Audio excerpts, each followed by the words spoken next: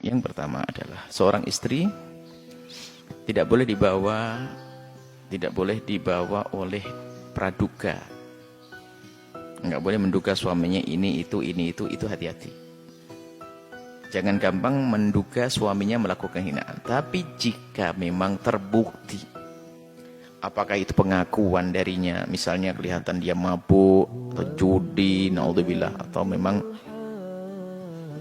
masalah perzinaan pun juga tidak ragu-ragu, dia ngomong cerita zina dan sebagainya, tidak sholat pun juga biasa, itu lain cerita.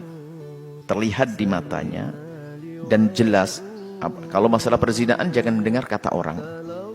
Bisa saja orang lain menfitnah suami atau pasangan, orang mengatakan zina padahal tidak, hanya ingin menghancurkan rumah. Mungkin seorang laki-laki mengatakan pada seorang suami bahwasanya istrimu telah berzina kepadaku, padahal tidak, karena dia ingin merusak hati-hati. Jangan gampang percaya omongan orang. Tapi kalau suami memang seperti itu dan sudah terlihat dan orang pada tahu dan sudah memang kerjaannya seperti itu, zina atau judi atau sholat, kemudian Anda mencoba mengingatkannya, membawanya kepada yang lebih baik, kok ternyata belum berhasil, maka seorang istri punya hak, khususnya naudzubillah kalau suami berzina. Kalau sudah suami tidak takut berzina, itu musibahnya besar sekali, kehinaan, bahkan kadang naudzubillah membawa penyakit kepada sang istri.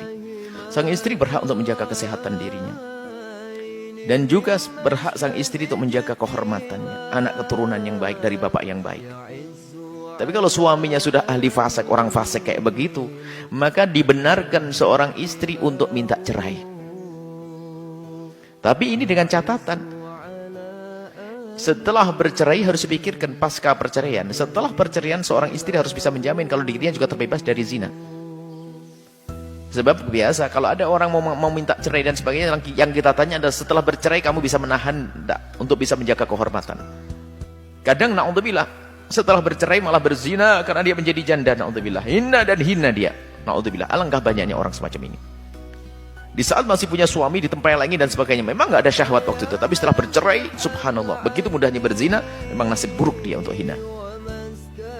Punya suami yang fasik, punya suami yang jahat, punya suami yang nempeleng, jauh lebih bagus daripada dia berjanda kemudian berzina.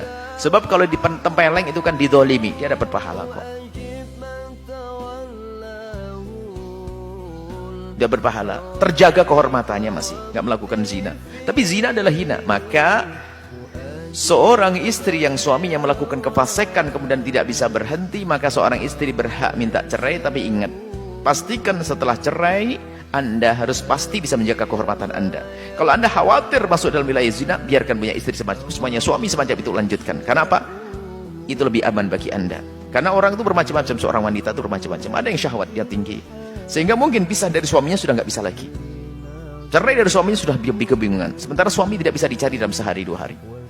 Maka yang bisa mengukur diri Anda sendiri. Secara hukum boleh, Anda sah. Kalau Anda minta cerai sudah tidak terkutuk lagi. Karena apa? Suami Anda fasik. Tapi yang harus Anda pikirkan adalah setelah perceraian Anda bisa mempertahankan kehormatan Anda atau tidak. Jika tidak, jangan lakukan perceraian. Kalau ternyata Anda yakin bisa, Anda boleh memilih untuk bercerai demi kebaikan Anda, kebaikan keturunan Anda, dan juga kesehatan A'ndha. Wallahu a'lam.